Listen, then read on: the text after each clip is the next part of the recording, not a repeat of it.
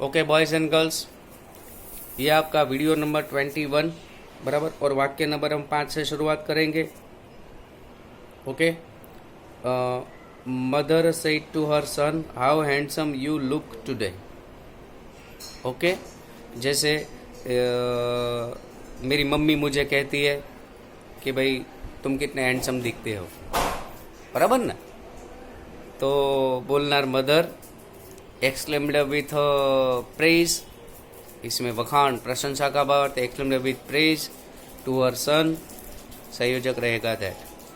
इसमें सब्जेक्ट है you, you और सांभलनार मुजब पर है। सांभलनार है सन, तो यू का हुआ ही, लुक का लुकड, हाउ का वेरी, हैंडसम का हैंडसम और टुडे का दैट डे, बराबर। और बच्चों इसके नीचे वाक्य नंबर 6 से 10, वाक्य नंबर 6 से 10 तो बच्चे 4 वाक्य, बराबर।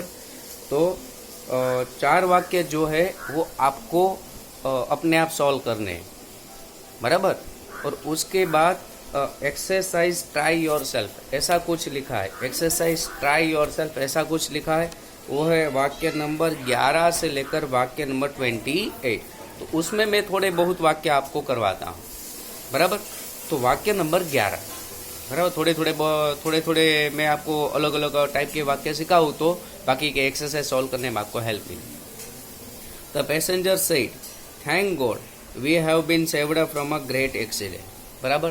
तो इसमें जो है ना खुशी का भाव आता है, बराबर। और थैंक गॉड आपको निकाल देना है और एक्सक्लेम विथ जॉय ऐसा लिखना है। आपके पास जो है ना ऊपर टेबल उसमें है, बराबर। तो बोलना the passenger exclaim with Joy, बराबर। कोई सुनने वाला नहीं है तो एक्सक्लेम विथ जॉय आया, बराबर। थैंक गॉड निकल गया और संयोजक रहेगा दैट। उसके बाद सब्जेक्ट है वी, तो वी का हुआ दे, हैव का हुआ हैड, बिन का बिन, सेव्ड का saved, from a great accident का फ्रॉम अ ग्रेट एक्सीडेंट, इस प्रकार से, बराबर। The principal said, alas the brilliant boy is no more. इसका मतलब ये होता है कि जो होशियार विद्यार्थी था वो अब जीवित नहीं रहा, बराबर। तो इसमें दुख का भावार्थ है, बराबर। तो आपको आप एलास का देखो तो ऊपर है एलास मतलब एक्सक्लेम्ड विथ सेड या सॉर है ना, बराबर। तो the principal exclaimed with sorrow, sorrow ठीक रहेगा और संयोजक रहेगा दैट, कोई सुनने वाला नहीं है, बराबर। नाम नहीं दिया है, बराबर। इसलिए the principal exclaimed with sorrow that the brilliant boy was no more, is a मार का वॉज है। इसके बाद the boy said to the teacher, O sir I have forgotten to bring my homework. तो आप ओह का देखो एक्सक्लेम्ड विथ सरप्राइज, बराबर। तो the boy exclaimed with surprise to the teacher, संयोजक रहेगा दैट। आई का बोलनार मुजब ही, हैवेस का हैड, फॉरगॉटन टू ब्रिंग, आई मी माई, क्रम गिनो, आई मी माई, उसका बोलनार मुजब बोलना नर जाती है उस हिसाब से ही, हिम हिज, आई मी माई उस हिसाब से ही, हिम हिज, होमवर्क का होमवर्क, बराबर।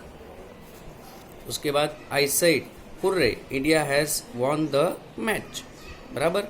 तो हुर्रे, हुर्रे मतलब खुशी का भावार्थ रहता है, बराबर। तो आई एक्सक्लेम्ड विथ जॉय, संयोजक रहेगा दैट। इंडिया का इंडिया, हैवेस का हैड, वॉन का वॉन, द मैच का द मैच, बराबर।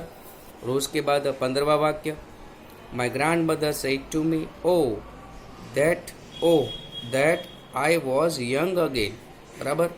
तो ओह मतलब आश्चर्य का भावार्थ। तो बोलना the grand father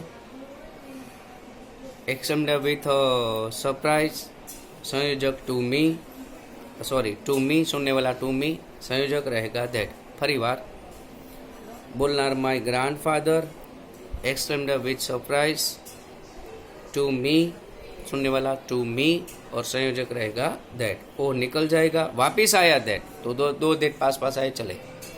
that I का बोलनार मुजब ही, वॉज का वॉज, यंग का यंग, अगेन का अगेन। ये वॉज के बाद आईएनजी वाला रूप नहीं है, उस हिसाब से उसके कारण हैड बीन होगा नहीं। ओके बेटा। और बाकी के वाक्य नंबर 16 से लेकर वाक्य नंबर 28 तक, 16 से लेकर 28 तक ये थोड़े बहुत वाक्य है, वो आपको सॉल्व करने हैं। बराबर बेटा। और मैं आगे से मतलब कल से आपको मैं शुरू करूँगा वीडियो नंबर 22 से, और उसमें मैं आपको सिखाऊंगा शुभेच्छा दर्शक वाक्य। बराबर।